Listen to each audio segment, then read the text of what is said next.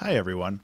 I was messing with my streaming setup a little bit, setting up a light up there and just trying to figure out a best way to do this. And I figured this is something that I've been wanting to do for a while actually, is just kind of do video logs, I guess, vlogs as the kids say these days.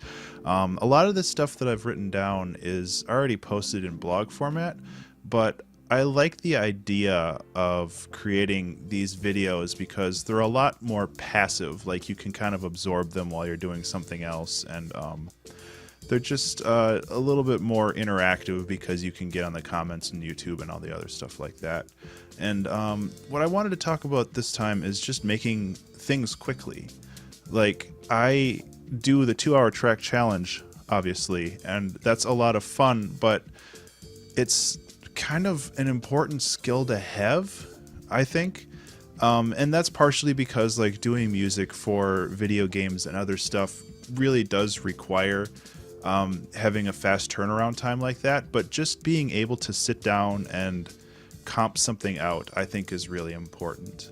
And while it's an important skill to have, I also understand that it's like not necessary to apply in every project. Like you don't have to do every song that you make in 2 hours, and you don't have to like make an album in a month or anything like that, because what you do is you are sacrificing quality at the cost of quantity, and sometimes that's a problem and sometimes it's not. It really depends on the project.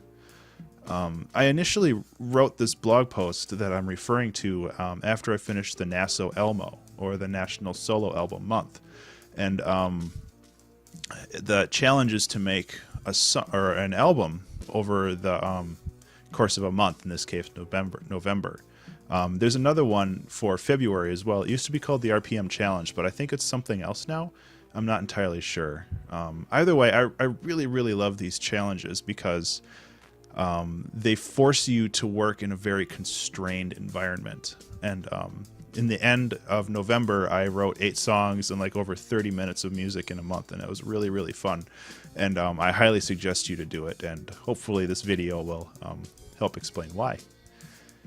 I think participating in these challenges is really important because it tests your creative process, and it kind of finds all the bottlenecks that you might have in your creative process, whether it's your workspace or how you have things organized or just anything that might slow you down in the long run. Aside from that, it teaches you that while not every idea is like great or golden and perfect, but most ideas have genuine merit, and with enough massaging and enough like tinkering with it, you can create something that's really important and cool.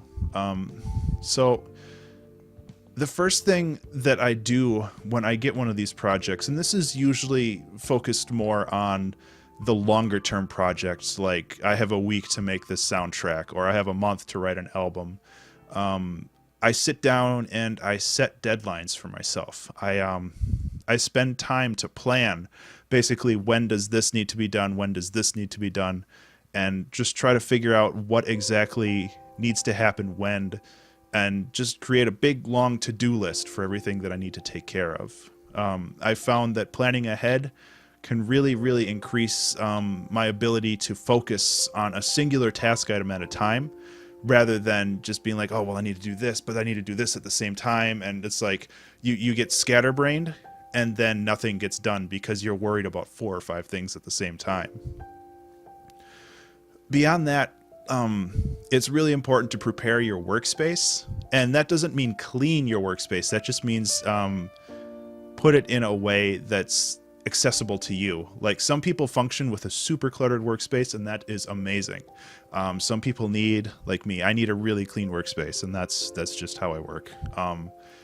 But the important thing is to know where the important parts of your creative process are. Like you need to know where your piano is, or like all of your things, like your brushes or whatever. This isn't really relating specifically to music, but that's where I have most of my expertise. And importantly, you need to put away your distractions. Like, I try to keep my desk fairly clear of distractions. I have my like Rubik's cubes back there that I like to mess with when I'm on my downtime, but I try to keep them away from my desk because otherwise I'll just fiddle with them forever. And that also goes for like web browsing and stuff. I have a very bad habit of getting distracted with Facebook or Reddit, or just trying to maintain this new YouTube thing that I'm doing. And I try very hard to stay away from that. And that's actually one of the reasons why I do these streams, because I can't just alt-tab over to Facebook or Twitter to see what's up, because that would be sharing it with everybody. And obviously that's bad for personal security. Also, I relapse on this a lot. I mean, you're talking to the guy that watched all of season 2 of Daredevil yesterday. So that was not a very productive day for me. And aside from your like physical workspace, your digital workspace is just as important if you do this stuff. Like, do you have 400 brushes in Photoshop? Do you really need that many, or do you need like 6? For your most important things, obviously you're not going to go delete them, but you can put the stuff that's most important front and center, and you can put the rest of the stuff like in folders. For the music example, that's like me sitting down and going through 400 snare samples. It's like, do I really need that many, or can I just choose 5 or 6 that I use 80% of the time and then just move with that? Really, the goal for this is to minimize the friction between like being inspired and your ability to realize it or manifest it, like on your computer or on a canvas or anything else. You want to make sure that there's like the least amount of friction between your head and your hands and your computer, or whatever medium you're putting this stuff into. Another thing that's really important is to not be afraid to be inspired by external sources. When you're in the planning process, if you kind of know what you're up to, what you're going to do, you can gather source materials. You can just make sure that you have a lot of stuff readily available for you to just kind of grab if you are running low on ideas on a point, or you just need something to give you a little nudge forward. And this is more about mashing up ideas and themes than like outright stealing something, you know? Like, you're just jump-starting your creative process rather than dictating its overall destination and direction.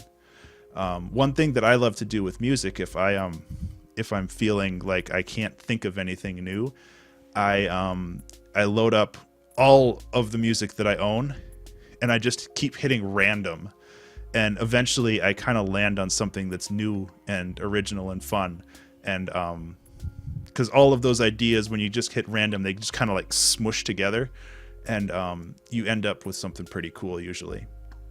There's also something called a morgue file, and a lot of graphic artists use this. And it's basically when you find something that inspires you, just put it in a folder somewhere, either a physical folder or a digital folder on your computer.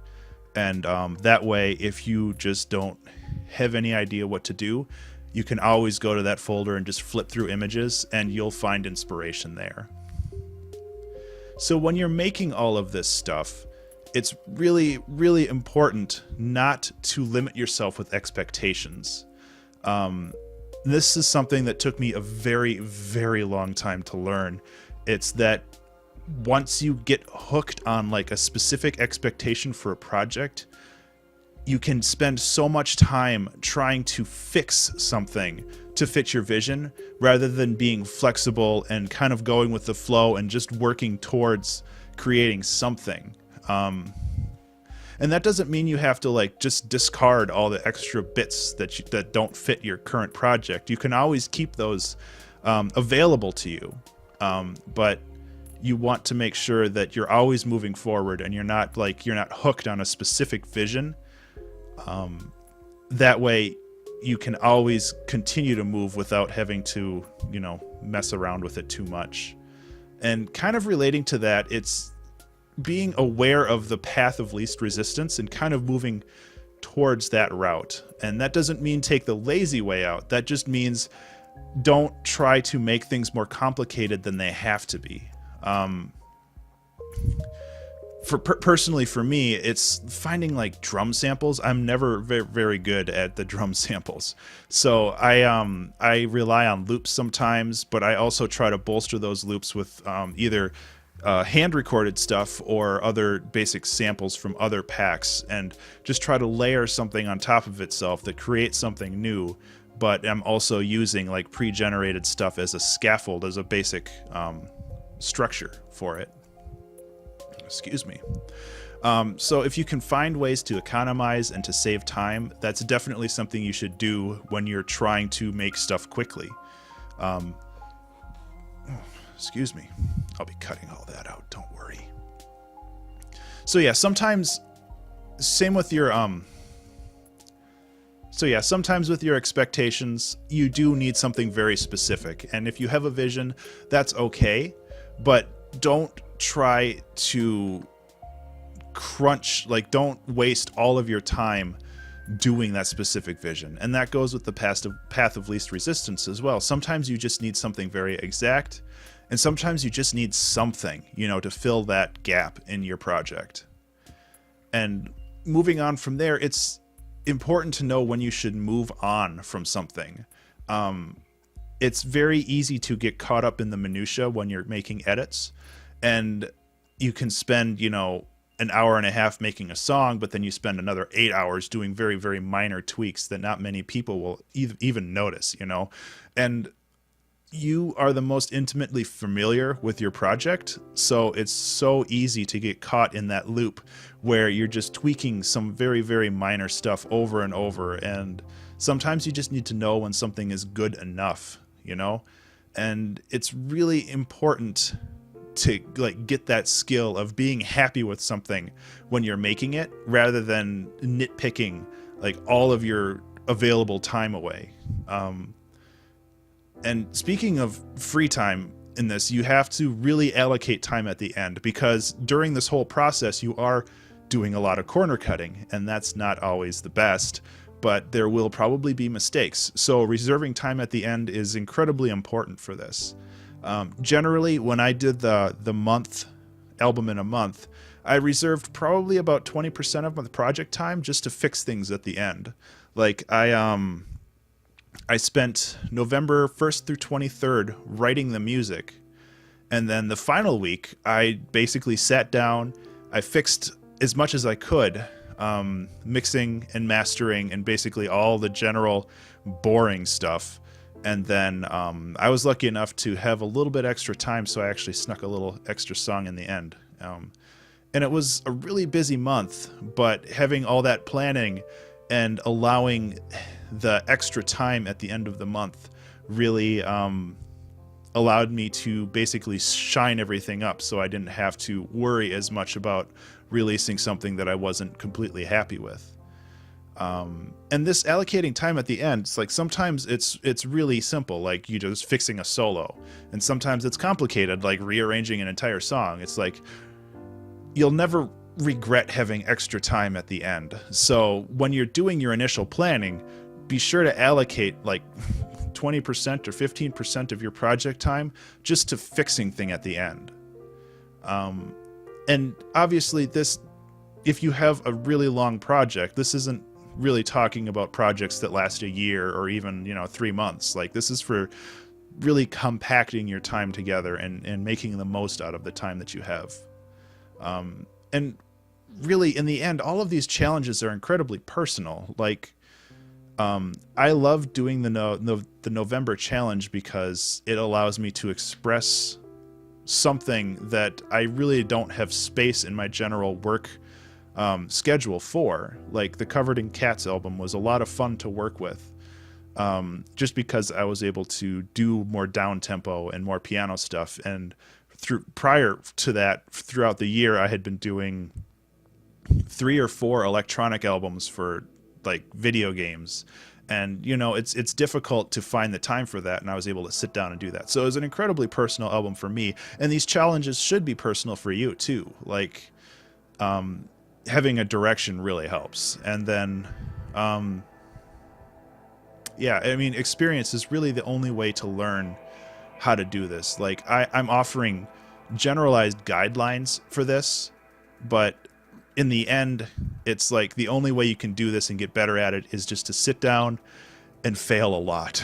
And I certainly did. Like, I've probably participated in 6 or 7 of these month challenges, and I only have 3 albums out of it. So 50% success rate isn't bad, but I've definitely failed a lot while I do these, and it's definitely something that I've gotten better at with time, but it's taken time and it's taken failure, and you know, it's the best way to learn.